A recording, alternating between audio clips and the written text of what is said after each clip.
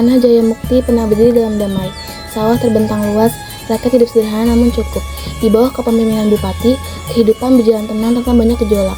Tak ada yang menyangka, kedamaian itu hanya sementara.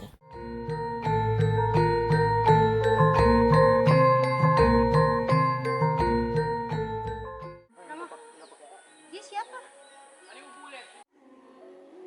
Raden Mas Manggala. Beliau adalah penasihat baru Sendo. Kok dia nggak kelihatan Jawa sih? Dia memang bangsawan Jawa, namun dia dibesarkan di Eropa. Ia pulang ke Indonesia untuk mengabdi. Kamu yakin? Dia besar di Eropa loh. Jangan terlalu percaya deh sama orang asing. Mas Manggala itu pintar sekaligus setia pada bangsa. Mulai hari ini dia tinggal di rumah kita. Apa? Tinggal di sini? Kamu bakal kecewa. Aku bakal ramah sama dia. Kinanti berjalan ke arah depan rumah Bupati Surya. Kinanti melihat Manggala dengan tatapan tidak mengundang dan membuat Manggala merasa tidak disukai.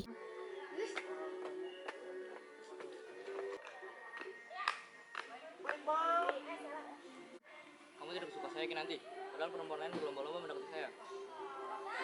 Jangan kepedean deh. Gak semua perempuan tertarik sama kamu. Seperti aku.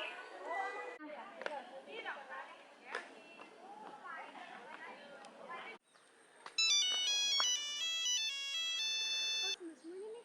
Biar aku nggak lihat. Wira? Halo? Wira? Ada apa? Aku tunggu di tempat biasa sampai bertemu di sini ya, Kinanti. Kinanti bergegas pergi. Tak lama kemudian, ia sampai di lokasi yang gelap dan sunyi.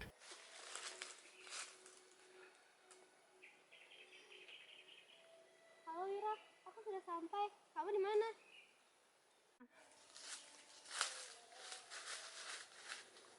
Tanpa disadari, Manggala mengawasi dari balik bayangan sambil tersenyum licik. Kamu pikir saya bangsawan bodoh? Mari kita lihat siapa yang bodoh Kinanti asli. Warga berkumpul cemas di balai desa saat Bupati memperkenalkan Mas Manggala dan mengumumkan kebijakan baru yang kontroversial.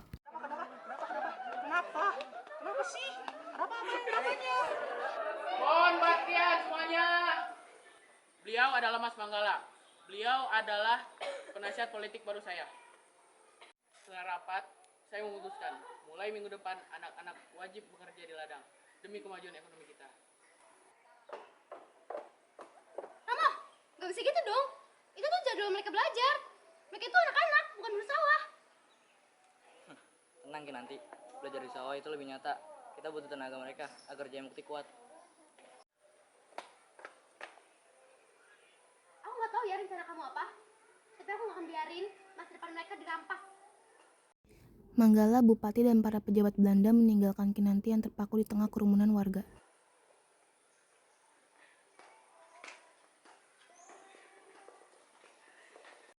Di dalam ruangan, Manggala terlihat sedang memeriksa sebuah surat dengan sangat teliti. Ia berkali-kali menoleh ke arah pintu memastikan tidak ada orang yang melihat. Kalau kamu tahu semua detail kesepakatan ini, semuanya bisa berantakan.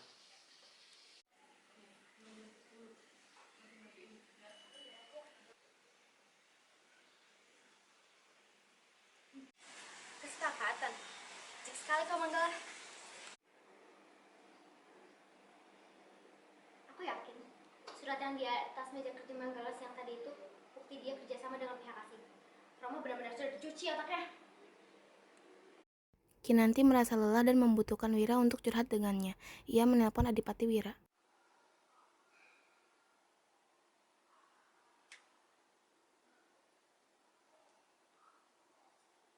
Wira, aku capek. Ada apa, sayang? Manggala, si keturunan bangsawan itu, dia telah maksud Romo untuk membuat kebijakan baru. Oh iya, aku udah dengar, sayang. Makanya aku marah banget sama Romo dan Manggala karena memaksakan kebijakan itu. Rencana kamu apa, sayang? Aku mau menyingkirkan Manggala dari Kadipaten Jayamukti. Dia nggak pantas ada di sini. Kita akan jebak Manggala menjadi pengkhianat bangsa. Aku akan membuat surat palsu dan kamu cukup simpan surat itu di meja kerjanya. Setelah itu, Manggala pasti difitnah, lalu Romo pasti marah dan mengusirnya dari Jayamukti. Gimana? Aku setuju. Bupati menaiki mimbar untuk mengumumkan berita mengenai Jaka anak didik Kinanti, didengarkan oleh warga yang berada di bawah panggung tersebut.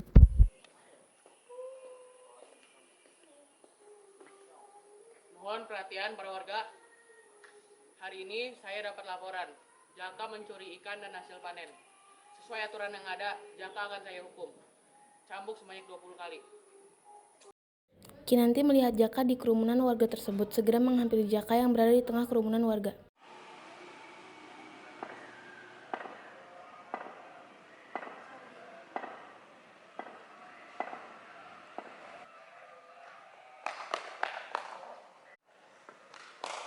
Tunggu!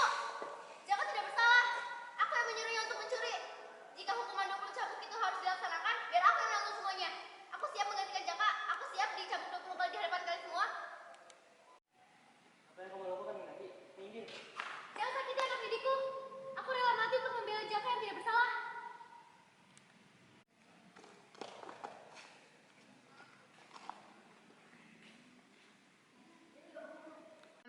Cepat lakukan.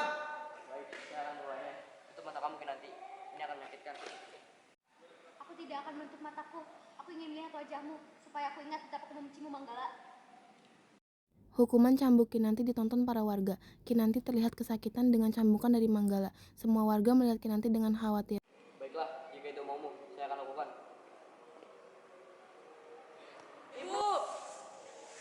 Kinanti dilarikan ke rumah sakit setelah ia mendapatkan hukuman cambukan tersebut. Ia terbaring lemah di ranjang rumah sakit dengan kondisi badan yang memar akibat cambukan.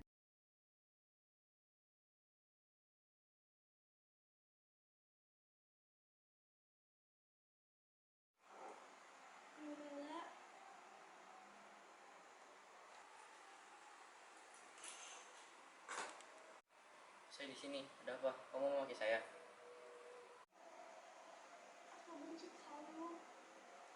Ya bagus. Bahkan dalam mimpi kamu sekalipun, penjelasannya Kinanti. Karena saya bukan orang baik. Kamu harus sembuh setidaknya untuk anak-anak didikmu yang mengkhawatirkanmu.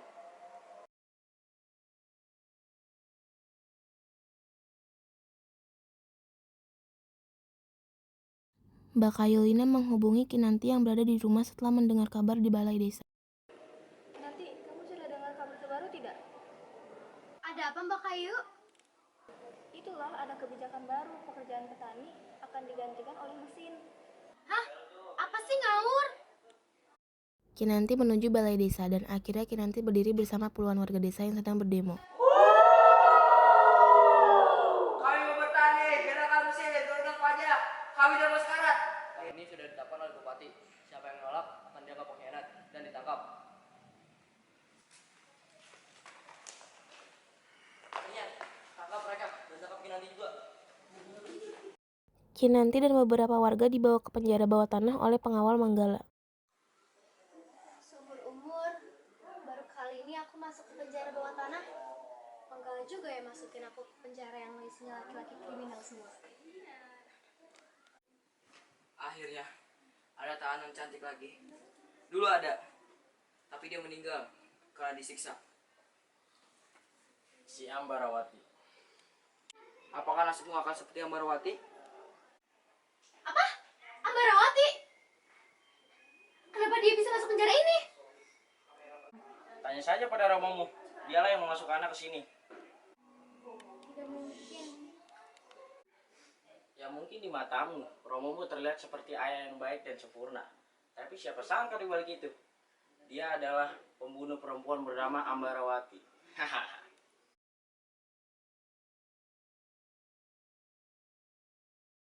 Suasana berubah ricuh. Warga berdemo di depan kantor Bupati Surya. Balikan Surya! Dia korupsi! Dia memakan uang rakyat! Tenang warga, hari ini bukti korupsi Bupati Surya sudah lengkap. Mengawal, seret mereka ke penjara, mereka akan dihukum mati. Kinanti, Bupati, Nyai Asi, dan Manggala terkejut melihat demo warga tersebut. Tidak, kamu tidak mungkin melakukan itu. Manggala menarik Kinanti menjauh dari kerumunan warga yang beringas. Tunggu sebentar di sini. Saya harus pastikan jalan di depan aman dari anak buah Bupati.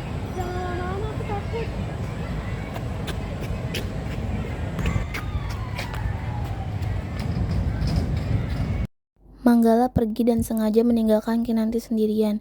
Kinanti menangis terseduh di kegelapan sampai Bularas muncul.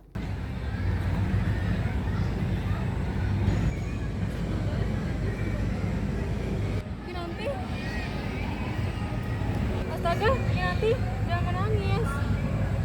Manggala sengaja membuangmu agar kamu tahu rahasia ini. Bukan ayahmu yang membunuh Ambarawati, tapi Raden Wijaya. Dia selingkuh dengan Jang Ayu sampai masih gembira.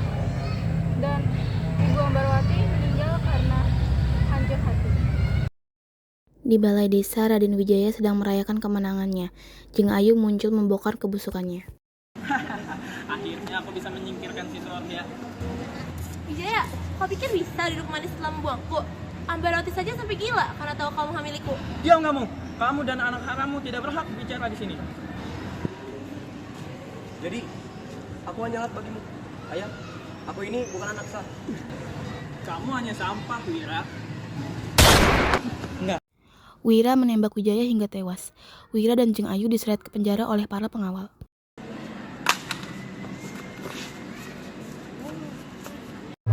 Manggala menyerahkan gelarnya demi membebaskan keluarga Kinanti. Kinanti berpamitan pada orang tuanya. Nyai, Mas Manggala pergi ke Belanda sebagai rakyat jelata demi awak kalian.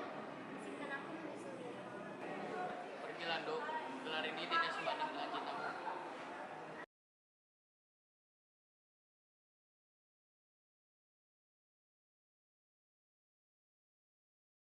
Kinanti membawa tas. Di gerbang, anak-anak didiknya berkumpul dengan wajah sedih.